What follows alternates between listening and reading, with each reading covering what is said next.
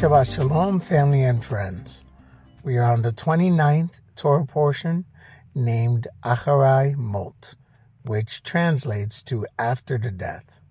It takes place in the book of Leviticus, chapter 16, verse 1 through chapter 18, verse 30. It also includes the reading of the prophets in the book of Ezekiel, chapter 22, verses 1 through 19.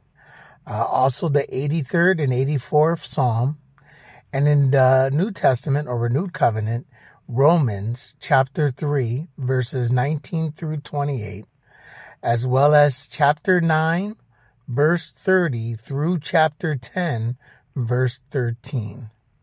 Also Galatians chapter 3, verses 10 through 14. So the Torah portion is named after the death, referring to the deaths of Aaron's sons, Nadab and Abihu. So the Lord tells Moses to tell Aaron to not enter at any time the holy place inside the veil, since God was going to appear in the cloud above the mercy seat. If anyone appeared before the mercy seat in the Holy of Holies, he will die. However, in chapter 16, we learn that the high priest would appear before the mercy seat once a year as part of the Day of Atonement. He would take the blood of a bull and sprinkle it with his finger on the mercy seat. Now, the purpose of the bull offering is for the high priest to make atonement for himself and his house as a sin offering. Now, there would also be a goat offering, where there would be 2 goats, and lots would be cast, and one goat would serve as a sin offering for the people. The other would be set free, which is where we get the word scapegoat. Now, the goat's blood would also be sprinkled on the mercy seat. Another offering mentioned in that chapter 16 is the sacrifice of a ram that would be served and offered as a burnt offering.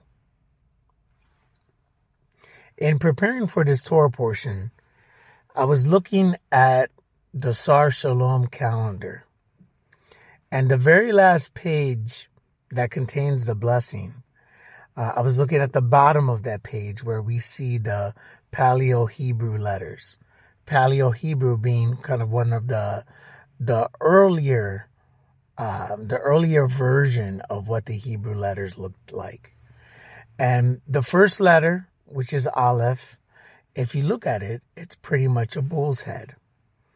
Now, when I looked it up, some refer to it as an ox head, but I didn't even know this, but until I looked it up further.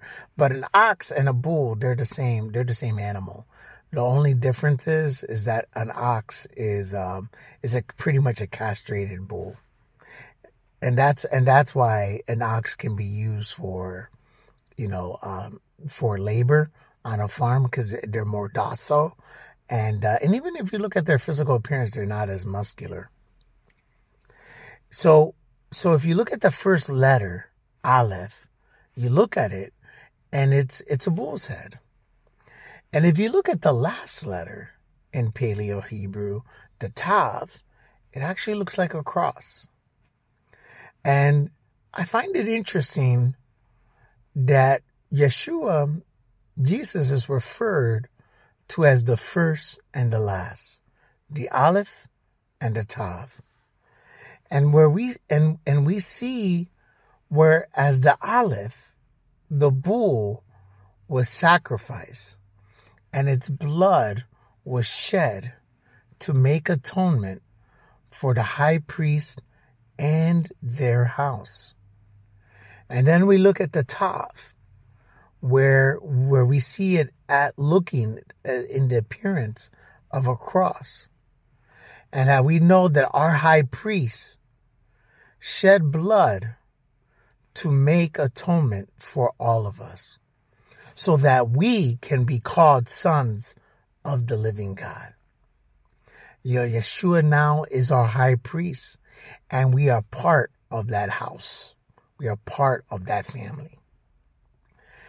It's amazing how little things like that are not coincidences, but these details are ordained by God. When I look at chapters 17 and 18, I think of the early church in Acts. This is Acts chapter 15, verses 19 through 21.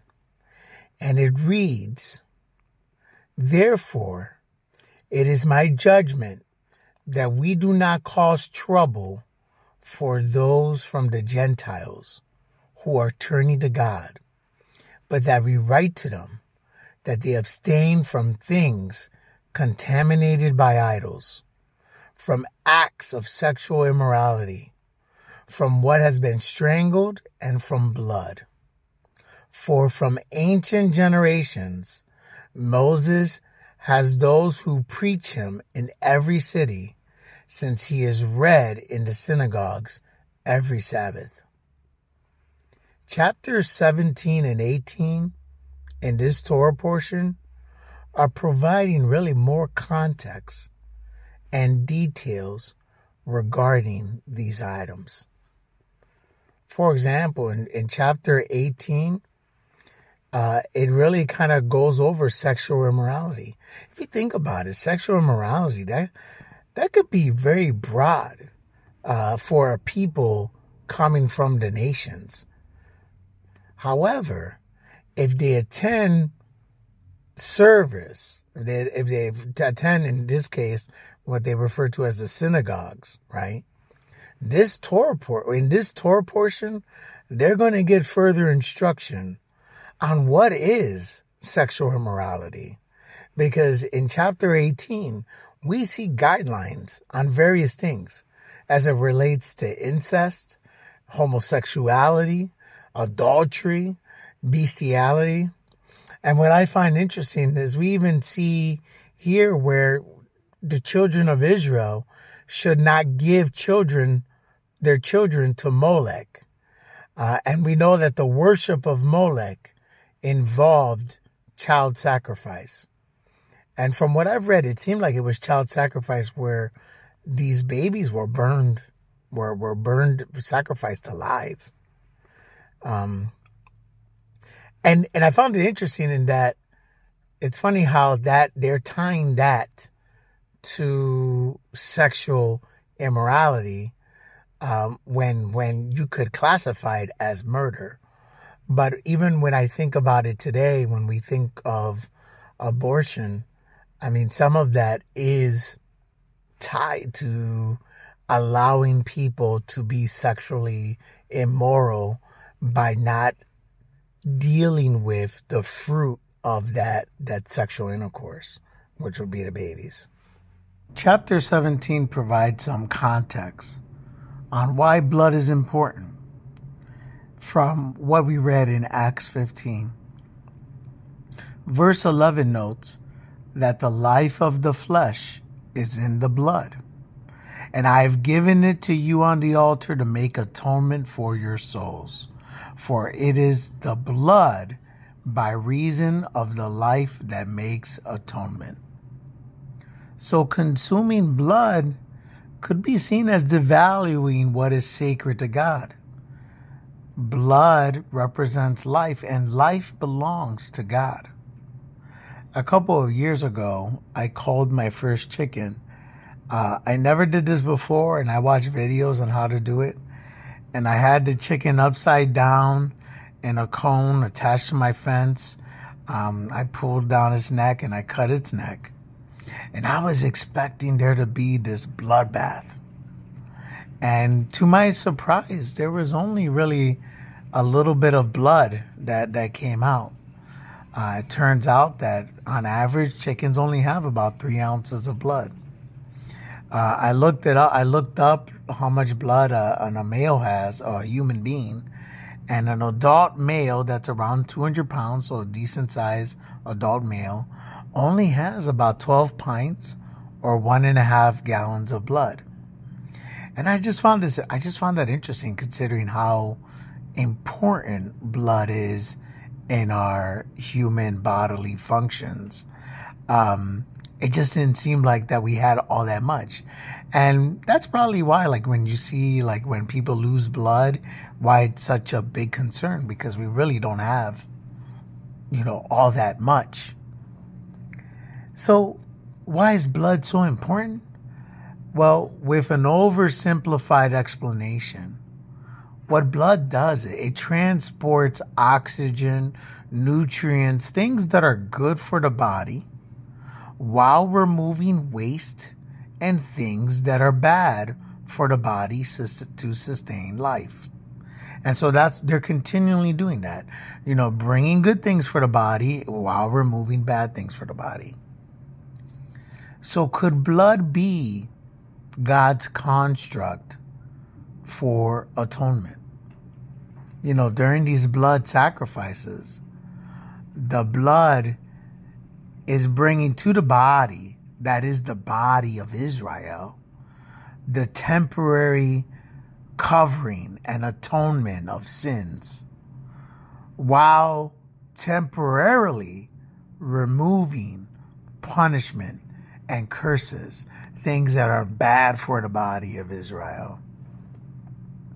However, Jesus' blood permanently brought that atonement and forgiveness, while permanently removing the punishment and curses associated with breaking God's law.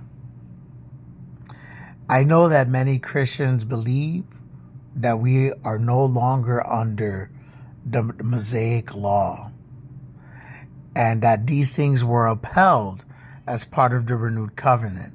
So they read what we read in Acts 15 and believe, hey, those are the only things that we need to do. But I beg to differ, that what we see in Acts are more like major categories that can be elaborated on much more. And we see in this Torah portion that elaboration of those categories. You have a chapter here really dedicated to blood, and you have another chapter dedicated to sexual immorality. One of the verses that's in our Torah, in this Torah portion, as it relates coming from the renewed covenant, it's in Romans 10. And if you read verse 12, it notes, "For there is no distinction between Jew and Greek, for the same Lord is Lord of all, abounding in riches for all who call on him." Now note, it doesn't say there's no distinction between Jew and Gentile. It says Jew and Greek, right? Because they are both